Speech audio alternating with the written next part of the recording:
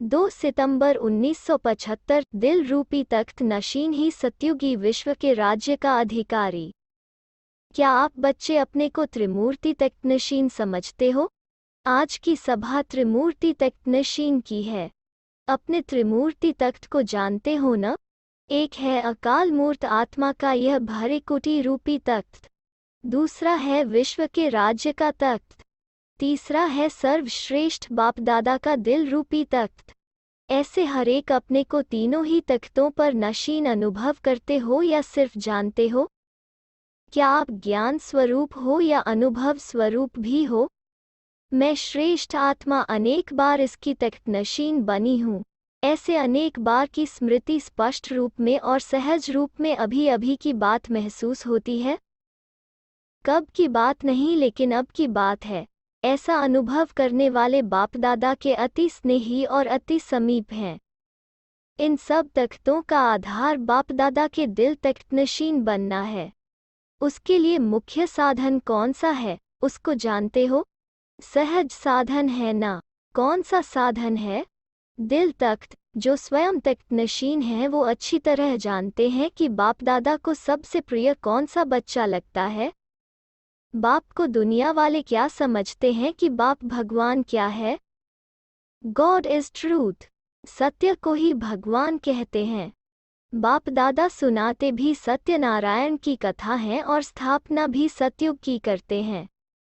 तो बाप को जो सत बाप, सत टीचर, सतगुरु का प्रैक्टिकल पार्ट बजाते हैं तो सत बाप को क्या प्रिय लगता है?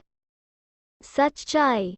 जहाँ सच्चाई है अर्थात सत्यता है वहाँ स्वच्छता व सफाई अवश्य ही होती है। गायन भी है सच्चे दिल पर साहब राजी। दिल तख्त नशीन सविसिबुल अवश्य हैं लेकिन सविसिबुल की निशानी संबंध और संपर्क में सच्चाई और सफाई हर संकल्प और हर बोल में दिखाई देगी। अर्थात ऐसी दिल तख्त नशीन श्रेष्ठ आत्मा का हर संकल्प सत होगा, हर वचन सत होगा। सत अर्थात सत्य भी और सत अर्थात सफल भी, अर्थात कोई भी संकल्प व बोल व्यर्थ व साधारण नहीं होगा। ऐसे सविसिबुल जिनके हर कदम में, हर समय की निगाह में अर्थात दृष्टि में सर्व आत्माओं के प्रति स्वार्थ सेवा ही सेवा दिखाई देगी। सोते भी सेवा, जागते भी सेवा और चलते हुए भी सेवा। सिवाय सेवा के स्वप्न में भी कोई बात नहीं होगी।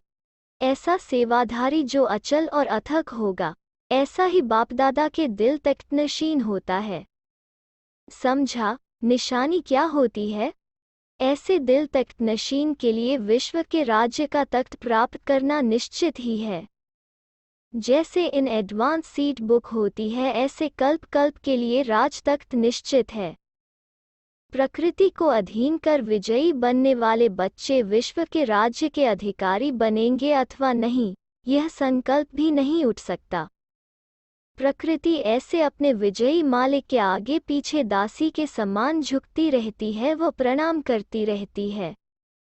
हर समय सदा सेवाधारी श्रेष्ठ आत्मा के आगे सेवाधारी बनकर रहती है। ऐसा अपना श्रेष्ठ स्वरूप दिखाई दे रहा है न? अब तो प्रकृति आपका इंतजार कर रही है अपने ऐसे मालिक की सेवा के लिए। सागर भी, धरनी भी ऐसे विश्व के मालिक की सेवा अर्थ स्वयं को अब संपन्न बना रहे हैं। देख रहे हो उनकी तैयारियां? जैसे भक्त लोग देवियों की, देवताओं की, शक्तियों की सालिग्राम रूप की पूजा करते हुए जोर शोर से आह्वान कर रहे हैं। अपनी प्यारी निद्रा को भी त्याग चिल्ला चिल्ला कर आप सबका आह्वान कर रहे हैं कि कहीं हमारी वरदानी महादानी आत्माएं वो हमारे इष्ट देव हमारी भी सुन लें, अप्राप्ति से प्राप्ति करा दें।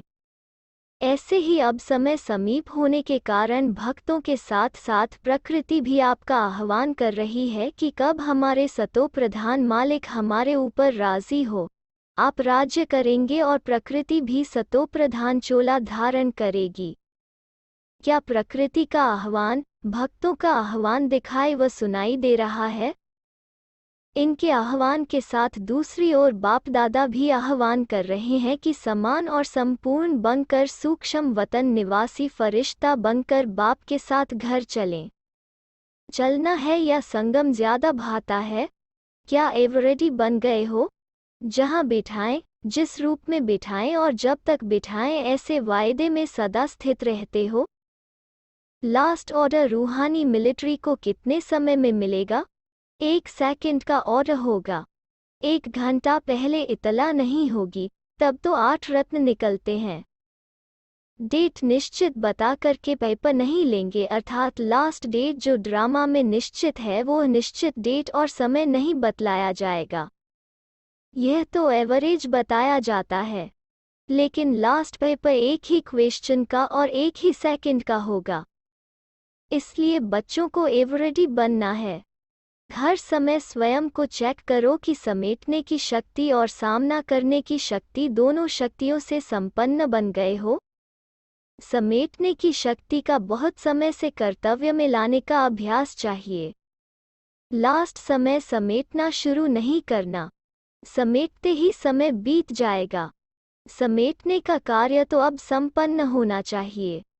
तब एक बल, एक भरोसा व निरंतर तुम्ही से खाऊं, तुम्ही से बैठूं, तुम्ही से बोलूं और तुम्ही से सुनूं का किया हुआ वायदा निभा सकेंगे।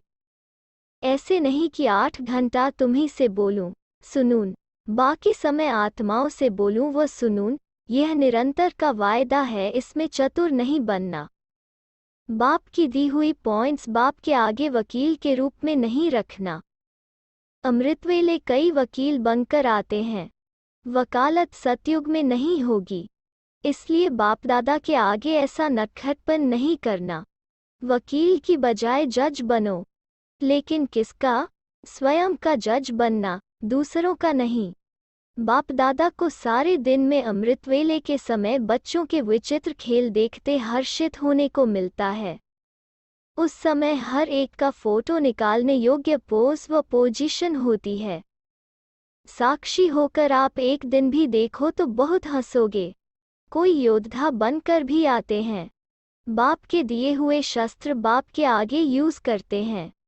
आपने ऐसे कहा है, ज्ञान ऐसा कहता है, बाप मुस्कराते हैं, खेल देखते रहते हैं।